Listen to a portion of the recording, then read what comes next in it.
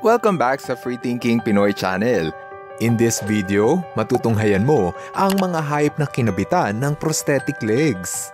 Mula sa elepante na may peking paa hanggang sa aso na muling nakalakad. Magsimula tayo sa ahas na may 4 na paa. Wow, totoo tong nakikita ko. Ang lakas talaga ng trip ng mga scientists pati ahas na damay. Ang ahas na to ay isa lamang parte ng eksperimento kung komportable ba ang mga ahas na maglakad gaya ng pinsan nilang mga bayawak. At sa resulta ng experiment, mukhang masaya naman ang ahas sa kanyang paa. Don't worry, ligtas ang ahas sa experiment. And now you can walk your snake, just like God never wanted you to. Now I wonder kung ano kaya ang masarap pag-eksperimentuhan. Ano kaya kung lagyan natin ng kamay ang mga ibon? Sure ako na laugh trip yun kung merong kamay ang mga ibon.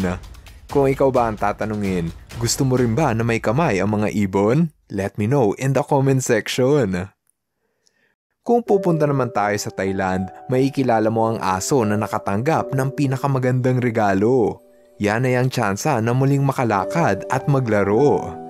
Ang 9 na buwang gulang na si Cola ay naputulan ng 2 paa matapos siyang tagain ng kanilang kapitbahay. Ayon sa may-ari kay Cola, pinarusahan daw ang aso matapos itong nguyain at sirain ang sapatos ng kanilang kapitbahay. Buti na lang at may mga concerned citizen na tumulong sa aso at dinala ito sa veterinaryo upang gamutin. Ngayon, ang bibong-bibo na si Cola ay muli nang makakalakad dahil sa bago niyang prosthetic legs. Masaya na ngayon si Cola na namumuhay bilang masayahing aso sa piling ng kanyang bagong amo na isa ring double amputee.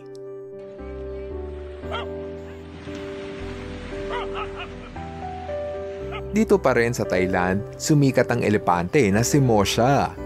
Siya kasi ang pinakaunang elepante na kinabitan ng prosthetic legs. 7 buwang gulang pa lamang si Mosha nang makatapak ito ng mina at nasabugan ang kanyang kaliwang paa kaya ito naputol.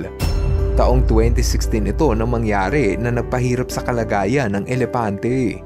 Pero noong 2018, nagbago ang kapalaran ni Mosha. Sa tulong ng mga doktor at prosthetic leg designer, naipagawa ang prosthetic leg na sakto sa binti ni Mosha.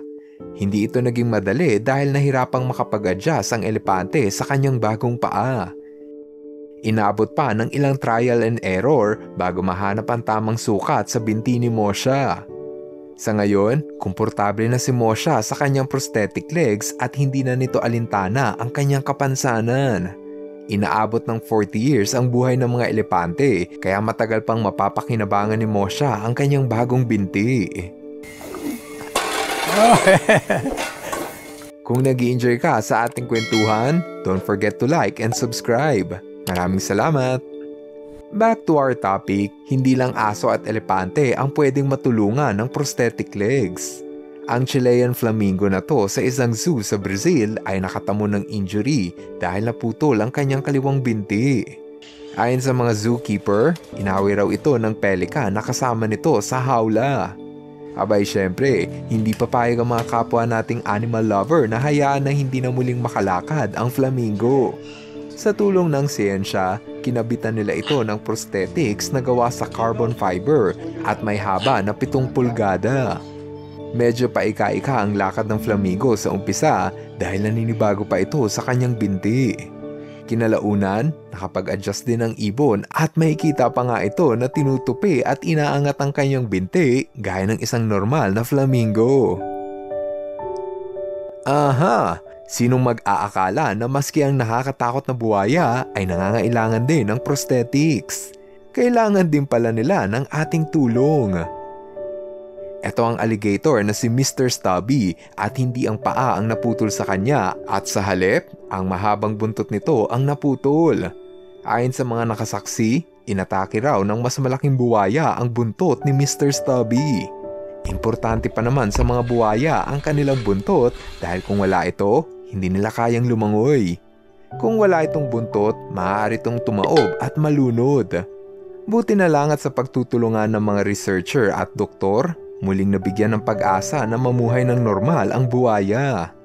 Yan ay ang makabitan ng prosthetic tail.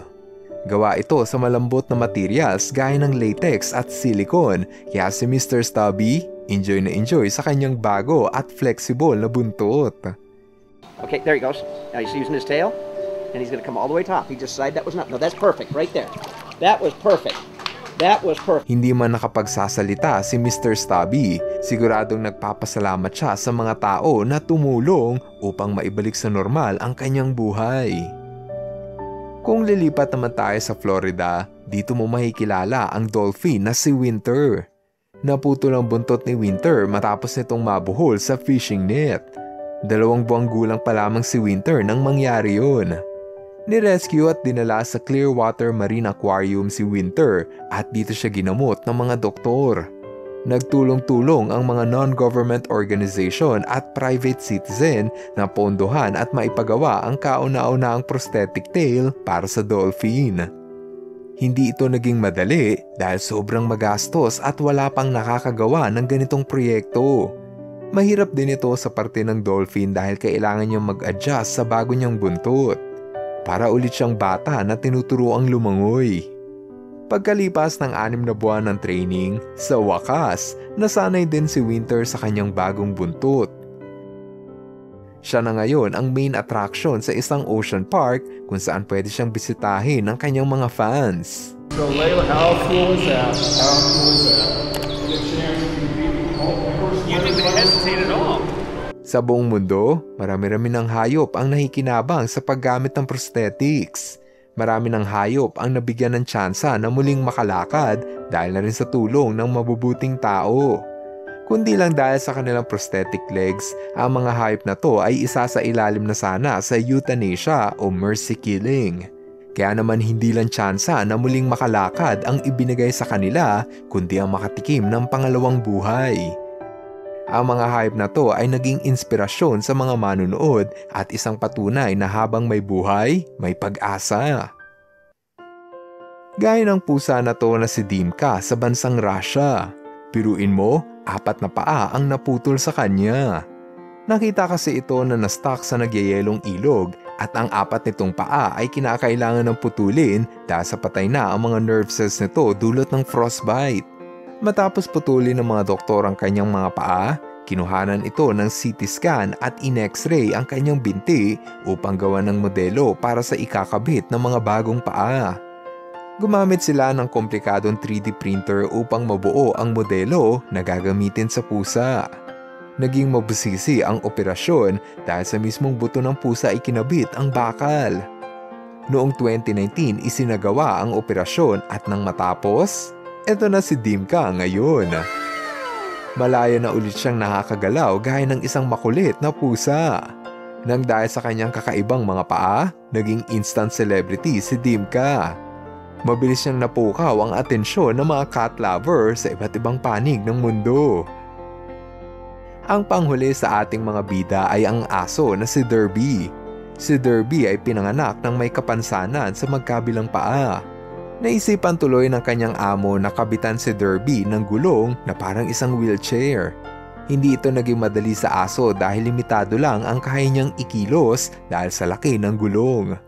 Buti na lang at sa pag-abante ng teknolohiya, mabilis na nagawa ng prosthetic leg si Derby sa tulong ng 3D printing technology.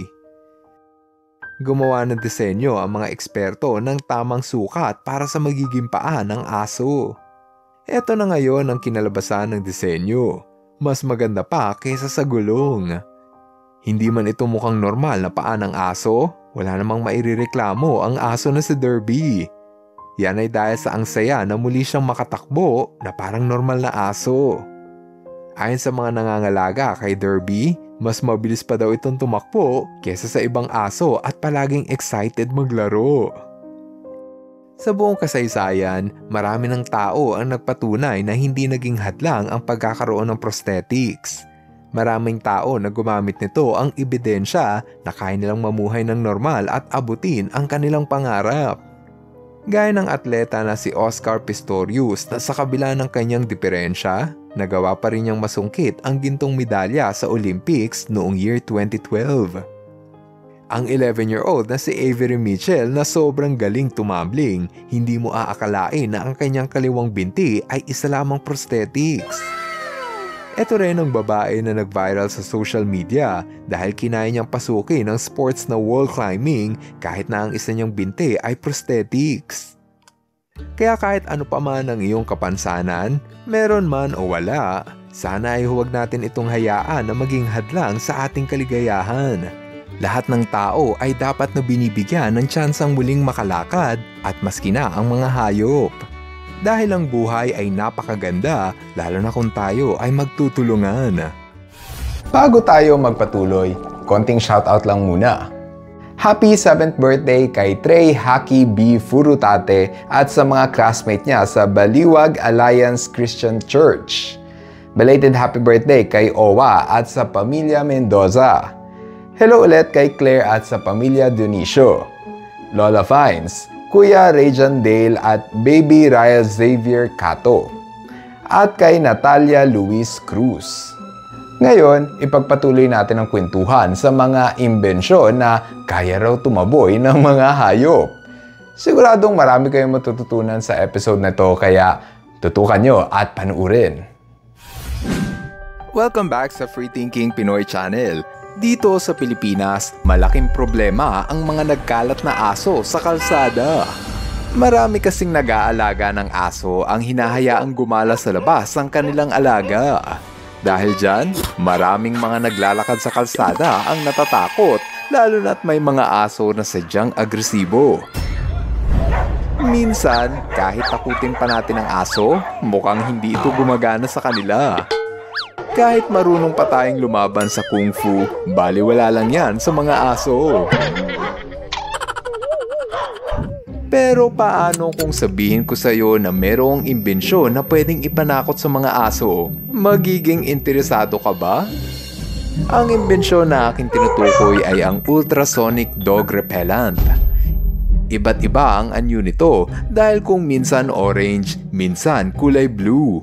Kahit ano pa man ang itsura ng gadget na ito, lahat sila ay naglalabas ng ultrasonic wave.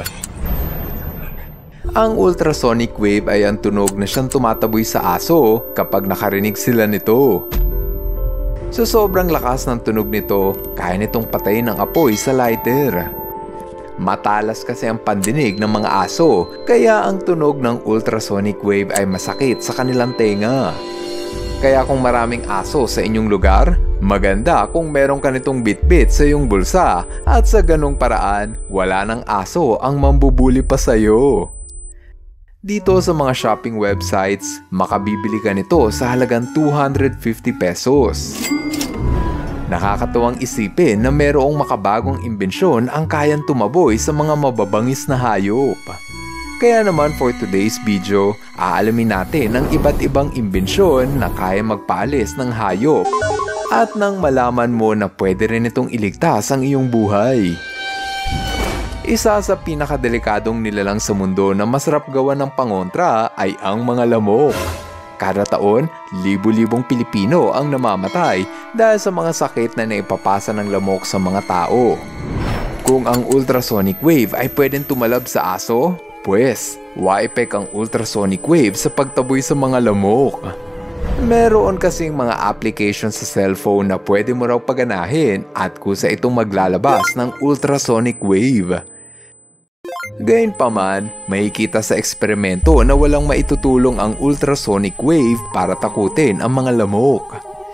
Kitang-kita pa nga na patuloy lang ang mga lamok sa pagsipsip ng dugo. Maski ang mga mosquito patch na mabenta sa mga bangketa ay hindi tumatalab, ayon yan sa mga eksperimentong isinagawa ng mga expert. Pati ang mga anti-mosquito wristband, wala ring epekto, kaya deadma lang yan sa mga lamok. Sa maniwala ka man o hindi, pati ang mga bug zapper ay hindi mabisa laban sa mga lamok. Maaaring makita mo itong pumuputok-putok, ngunit ang nauhuli nito ay ang maliliit na insekto gaya ng anay at gamo-gamo at hindi ang mga lamok. Ayon sa mga eksperto, mas mainam ang gumamit ng lotion o di kaya ang mga spray na naglalaman ng extract mula sa halamang citronella. Ang katas kasi ng halamang citronella ay hindi kaaya-aya sa mga lamok, kaya madalas itong ilagay sa mga mosquito repellent lotion. Kaya naman kung gusto mong layuan ka ng mga lamok, magpahid ka ng lotion na may halong citronella. Kung meron kang extra budget, mas maganda kung bumili ka ng electric fly swatter. Isang hampas lang, marami agad na lamok ang matatamaan. Makikita mo pa nga ang lamok habang natutusta sa kuryente. Pero, huwag mo nga lang itong gagamitin sa prank kasi bad yan. Kung pikon na pikon ka na sa dami ng lamok sa inyong lugar, bakit hindi mo gayahin ng lalaking ito? Ewan ko na lang kung hindi pa maubos ang lamok sa inyong lugar. Kung mabisa ang kuryente panlaban sa mga lamok, pwede mo na itong gamitin bilang panakot sa mga oso. Meron kasing naimbentong electric doormat na sa tuwing naaapakan ng oso, pwede itong makuryente. Madalas itong nilalagay sa pintuan upang pigilang makapasok sa bahay ang mga oso. Yun nga lang, pati ang tao, pwedeng makuryente rito. Ang iba na naglalakad sa gubat ay may maliit na kampana para takutin ang oso. Pero sa totoo lang, hindi ito mabisa upang itaboy ang oso. Alam mo kung ano ang mabisa? Gumamit ka ng bear spray. Inimbento ang bote ng bear spray para takutin ang oso at nang hindi na ito makalapit. Ang bawat bear spray ay naglalaman ng katas ng siling labuyo, kaya masakit ito sa mata ng oso. Kung ang oso ay natatakot sa katas ng sili, alam mo ba na ang katas naman ng bawang ay pwedeng ipanakot sa ahas? Napag-alaman kasi ng mga scientist na ang mga ahas ay ayaw sa amoy ng sulfur. Ito ang dahilan kung bakit ayaw ng ahas sa bawang, dahil ang bawang ay sagana sa sulfur. Dahil dyan, merong mga sulfur powder ang binibenta upang itaboy ang mga ahas. Ang tawag rito ay snake powder repellent. Mabuti itong produkto dahil kaliwat kanan na ang mga balita ng ahas na nakapasok sa bahay. Kung minamalas ka, baka isang kobra pa ang pumasok sa iyong bahay. Kapag ikinalat mo ang sulfur powder sa labas ng inyong bakuran, maaaring hindi na ito puntahan ng ahas. Sa mga online shops, pwede ka na itong makabili sa halagang 200 pesos. Magandang produkto ito kung ang nais mo ay ang mapaalis ang mga ahas sa inyong bukid. Pero paano kung ang nais mo ay ang mapaalis sa mga ibon na namimesta sa inyong pananim? Ano kayang imbensyon ang pwede mong gamitin? Matagal na kasing kalbaryo ng mga magsasaka ang paninira ng mga ibon sa agrikultura. Bilang solusyon sa pagsulputan ng mga ibon, may mga magsasaka ang naglalagay ng scarecrow sa bukirin. Ang akala kasi ng mga ibon ay mga tao ang scarecrow, kaya natatakot dumapo ang mga ibon. Samantala ang iba naman ay naglalagay ng plastic owl sa paligid. Ang mga kwago kasi ay kilalang kumakain ng maliliit na ibon, kaya naman natatakot lumapit ang mga ibon kung meron silang makikitang imahe ng kwago.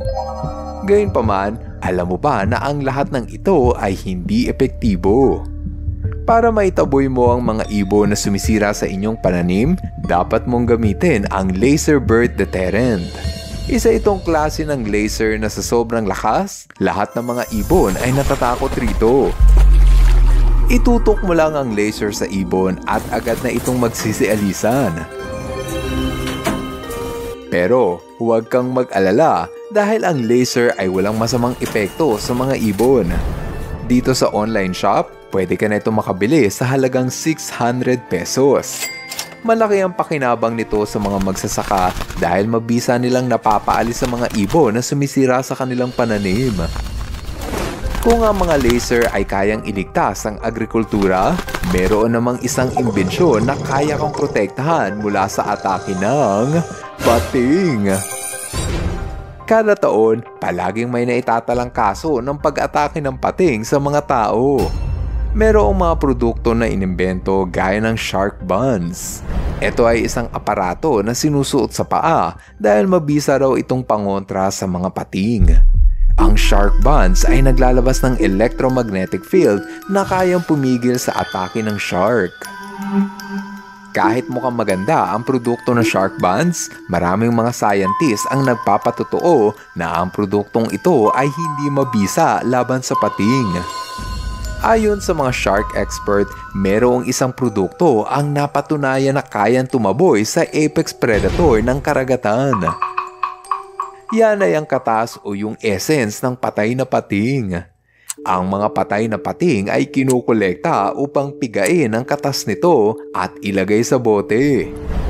Para malaman kung mabisa nga ba ito pantaboy ng pating, sinubukan nila ito sa isang eksperimento. Ang diver sa video ay may hawak na katas ng nabubulok na pating at agad niya itong isinaboy sa tubig. Wala pang isang minuto, may kita ang mga pating na isa-isang nagsisialisan palayo sa mga diver. Dito naman sa pangalawang experiment, hawak-hawak ng diver ang 2 pakete ng katas ng nabubulok na pating. Siyempre, kailangan niya itong gawin sa lugar na maraming pating. Gaya ng sa naunang eksperimento, isinaboy niya ito sa tubig at hinayaan na kumalat sa paligid. Aba, mukhang epektibo nga talaga ang katas ng nabubulok na pating dahil kitang-kita sa video na isa-isang nagsisialisan palayo ang mga pating. Magpasa hanggang ngayon, hindi pa rin alam ng mga scientist kung bakit ayaw ng mga pating sa amoy ng kanilang kapwa pating. Kung ano man ang dahilan, nakakatawang isipin na ganito lang pala kasimple ang teknik para itaboy ang mga sharks. O ano, nag-enjoy ka ba sa ating kwentuhan? I-comment mo na sa ibaba kung ano ang imbensyon na gusto mong subukan. Ako kasi, parang gusto ko subukan ng laser beam. Kung marami kang natuklasan sa ating kwentuhan, huwag mong kalimutang pindutin ang like button. Para sa last video, mapapanood niyo naman ang mga imbensyon na ginawa raw para makausap ang mga hayop. Parang medyo pahirap paniwalaan pero ikaw na ang humusga kaya panuurin mo ito. Welcome back sa Free Thinking Pinoy Channel. Noong nakaraang taon, nag-viral sa internet ang dog translating app. Ito yung application sa cellphone na kaya raw i-translate ang boses ng tao. Hey Luna, can I have a hug?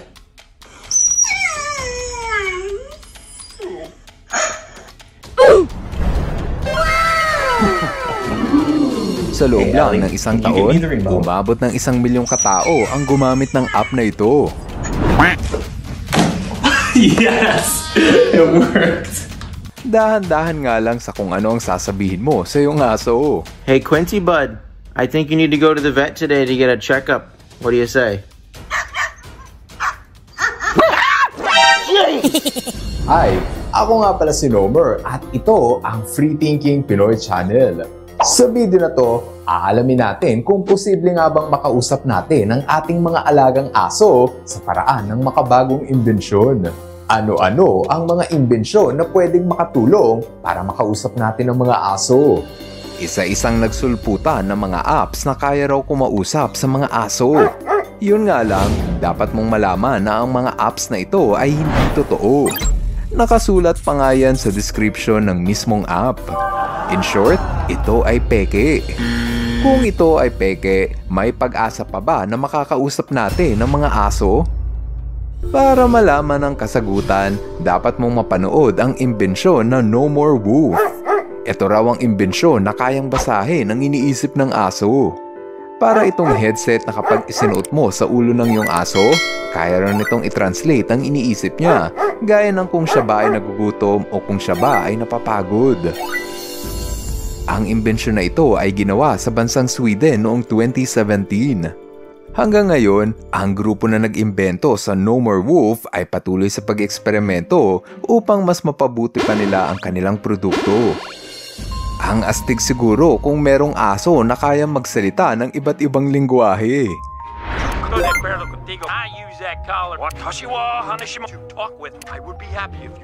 Kung napanood mo ang pelikulang Up, malamang ay natuwa ka sa asong si Doug. Siya kasi ang aso na kayang magsalita dahil sa gadget na nakalagay sa kanyang leeg. Speak! Hi there. Sa totoong buhay, merong inimbento na nahahawig rito. Ito ang PetSpeak. Isa itong device na nilalagay sa liig ng aso na pwedeng maglabas ng iba't ibang salita. Gusto ko nang kumain. Gising, igala mo ko sa labas. Huwag mo patayin ang ilaw. Kahit nakapagsasalita ang mga aso gamit ang PetSpeak, hindi pa rin ito totoo o lehitimo dahil ang boses na lumalabas sa PetSpeak ay konektado sa audio recording ng cellphone na konektado sa Wi-Fi at Bluetooth. Mukhang wala na atang pag-asa na makakausap natin ng mga aso hanggang sa naimbento ang Hunger for Words. Para lang itong laruan na may mahukulay na pindutan. Upang makausap mo ang aso gamit ang Hunger for Word, kailangan mo itong ilatag sa sahig at turuan ng aso kung paano ito pindutin. Bawat isang button ay may boses na naglalaman ng nais sabihin ng aso. Kung ano ang pinipindot ng aso, ibig sabihin, iyon ang gustong sabihin ng aso. Outside come when? No. Outside come now. Outside come now. Naimbento ang Hunger for Words ni Christina Hunger dahil sa kagustuhan niyang makausap ang kanyang aso na si Stella. Mukha namang epektibo dahil pinipindot ng aso na si Stella ang mga button na parabang nakikipag-usap kay Christina. Stella wants to go play outside. Siguro nga ay epektibo ang Hunger for Words para kausapin ng mga aso. Pero kailangan mo ng tiyaga at pasensya. Yan ay dahil sa hindi madaling ituro sa mga aso ang teknik na ito. At may mga aso na sadyang makulit at mahirap turuan ng tricks. Oo nga pala, bago tayo magpatuloy, don't forget to click the like button. Maraming salamat! Mahirap na misyon ng kausapin ng aso. Kung tayo nga mga tao ay hirap intindihin ng kapwa-tao, lalo pa siguro ang intindihan ng aso. Pero bakit nga ba majority ng mga tao sa mundo gustong makausap ang kanilang aso? Kung ang mga eksperto ang tatanungin, marami tayong mapapakinabangan kung nakakausap natin ang mga aso. Malaki ang may tutulong ng mga aso sa tuwing may aksidente. Imagine mo na lang kung nahimatay ka at walang tao sa paligid. Kung marunong magsalita ang iyong aso, pwede mo itong utusan na humingi ng tulong. Pwede rin tumawag sa telepono ang aso sa tuwing may emergency. Tiyak na maraming buhay ang masasalba kung kaya lamang magsalita ng mga aso at humingi ng tulong. Mas lalong matatakot ang magnanakaw na huwag pumasok sa iyong bahay kung nagsasalita ang iyong pitbull. Sa tuwing may nakikitang krimen ng mga aso, pwede nilang sabihin kung sino ang suspect sa krimen. Higit sa lahat, pwedeng gamitin ng mga nagsasalitang aso bilang emotional support. Kung ikaw ang tao na nakararanas ng depresyon o matinding kalungkutan, hindi ka na mag-iisa kung may kasama kang nagsasalitang aso. Sa tingin ko, mas gusto pa natin kausapin ng mga aso kaysa sa tao.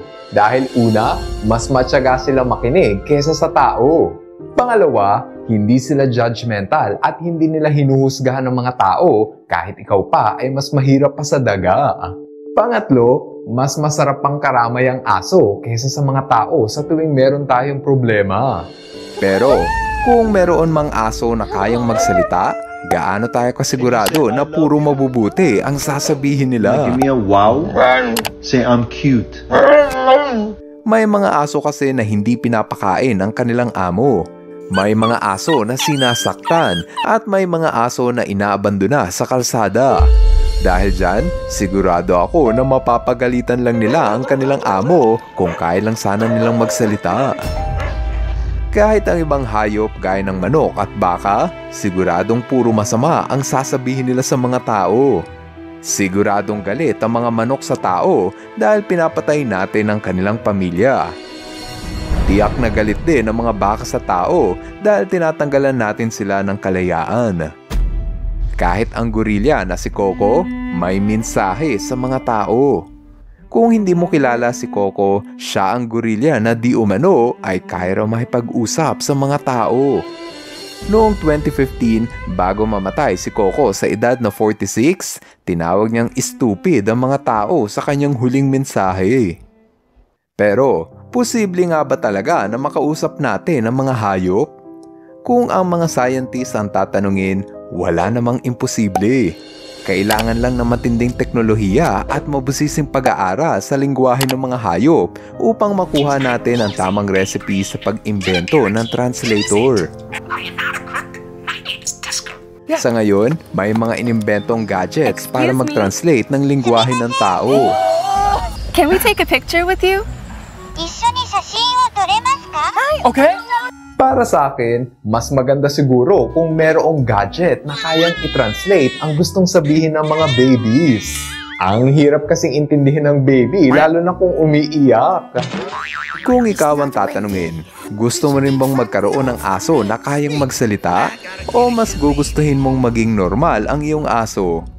I-comment mo na yan sa baba nang mabasa namin ang iyong opinion. Maraming salamat sa inyong panunood. Now, see you guys in my next video. Bye-bye! Hello mga ka-FTP! Ako si Nomer at nagpapasalamat sa inyong panunood. Kung nagustuhan nyo ang video ito, subscribe na sa FTP channel. Don't forget to hit the subscribe button para updated ka sa mga bagong videos. Paalam!